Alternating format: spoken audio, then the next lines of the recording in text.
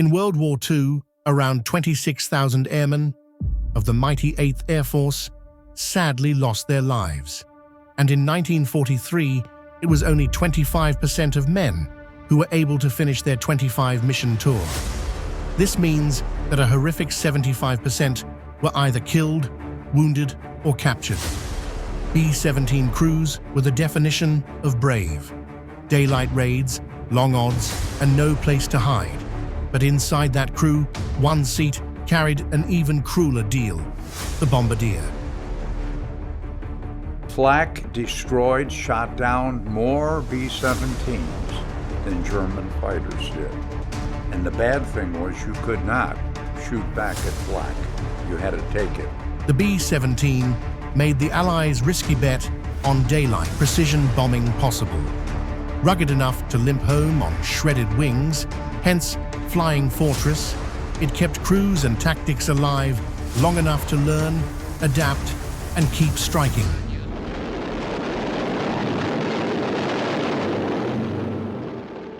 From 1943 on, massed B-17 formations hammered oil plants, ball-bearing works, and aircraft factories, forcing Germany to divert fighters, guns, and fuel to home defense instead of the front. Paired with long-range escorts later in the war, those raids cracked the Luftwaffe, delivered air superiority ahead of D-Day, and choked the Reich's industry. Beyond the stats, the B-17 became a symbol of US industrial muscle and crew courage, proof that battered airplanes and determined airmen could bend a modern war. The Bombardier didn't just aim bombs, he was the B-17's point man, and for a minute or two, its pilot. Before takeoff, he studied target photos, set bomb fuses, and dialed the intervalometer, how the bombs spaced out. En route, he helped the navigator confirm the initial point, and in the nose, doubled as a gunner. And on B-17Gs, he usually controlled the chin turret. At the IP, he called, "I have the aircraft," linked the Norden bomb site to the C-1 autopilot, and flew the Fortress straight and level while correcting for wind, altitude, and airspeed. He opened the bomb bay doors, tracked the aim point through the sight, and pickled the load, either a salvo or a timed string, then triggered strike photos and called bombs away. Bombs away! Control went back to the pilot. The doors closed, and the Bombardier safed the racks, dealt with any hung bombs, and reported results. In short, target ID, gun defense, flight control on the run, and the final decision to release.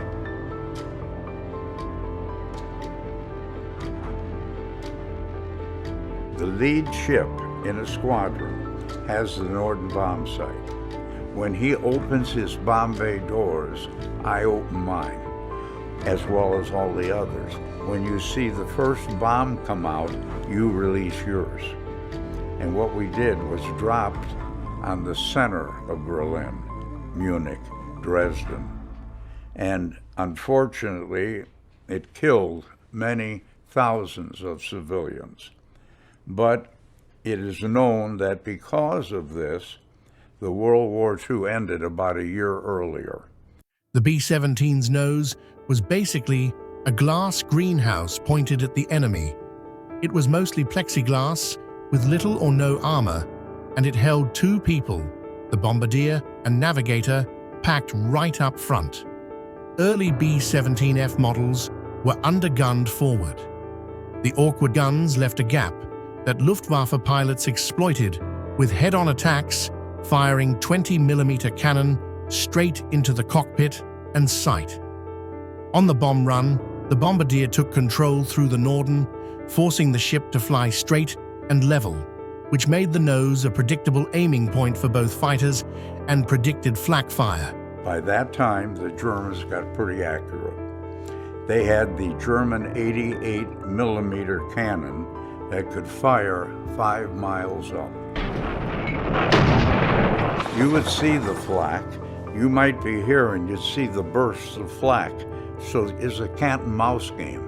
maybe you'd go down. Sometimes they were right on.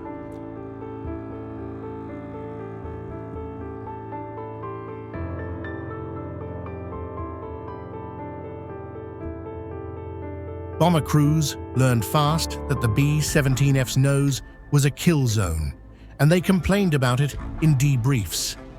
Passers were punching straight through the plexiglass into the cockpit and bomb site.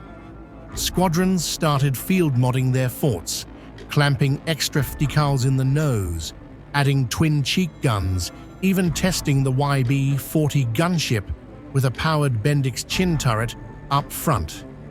The message was obvious. They needed real frontal firepower. The Air Force and Boeing baked that fix into the next major variant, the B-17G, making the chin turret standard so two stabilized .5s O-50s could meet head-on fighters before they reached the glass. It didn't make the nose invulnerable, but it finally gave bombardiers a fighting chance on the run. All we wanted to do was go to the target and come back. On 17 August 1943, the 8th Air Force gambled on a split, deep-penetration daylight attack. Regensburg's Messerschmitt Works and Schweinfurt's ball-bearing plants. Timing slipped, Escorts peeled away, and German fighters hit the formations head-on, while heavy flak boxed the targets. By day's end, about 60 B-17s were lost, and many others limped home, shot to pieces.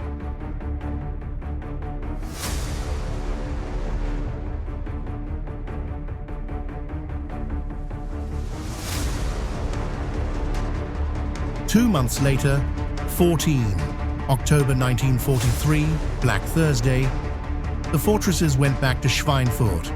291 launched, roughly 60 were shot down. Hundreds of airmen were killed or captured, and dozens more aircraft were written off from damage.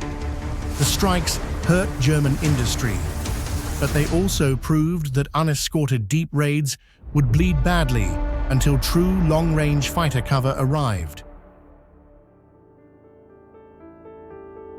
When the 51 Mustang finally showed up in real numbers in late 43 and into 1944, it could ride shotgun all the way to the target and back. That changed everything.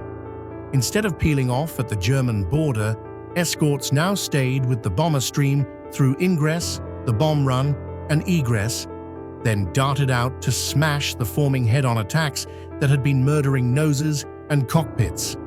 Fighter groups even swept ahead of the fortresses to maul the Luftwaffe on its own airfields, draining pilots, fuel, and nerve.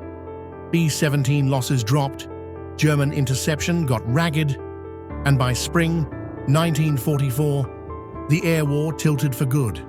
For the man in the glass nose, hearing "the little friends are here" on the radio didn't just lift morale, it changed the odds of living through the run. In the end, the B-17 wasn't just metal and engines. It was 10 young men trusting each other with their lives, and one of them crawling into a glass nose every mission, knowing that meant he'd draw the first fire. The war in the sky was brutal, and there was a number of casualties, but every number was a face, a voice on the interphone, a letter home folded in a pocket. Some made it back on 3 engines and a prayer, many didn't. Remember them not as silhouettes in old film, but as people who chose duty over safety, second after second, until the bombs were gone and the sky went quiet. If you enjoyed this video and would like to hear more war stories, please don't forget to like and subscribe. Thank you for watching.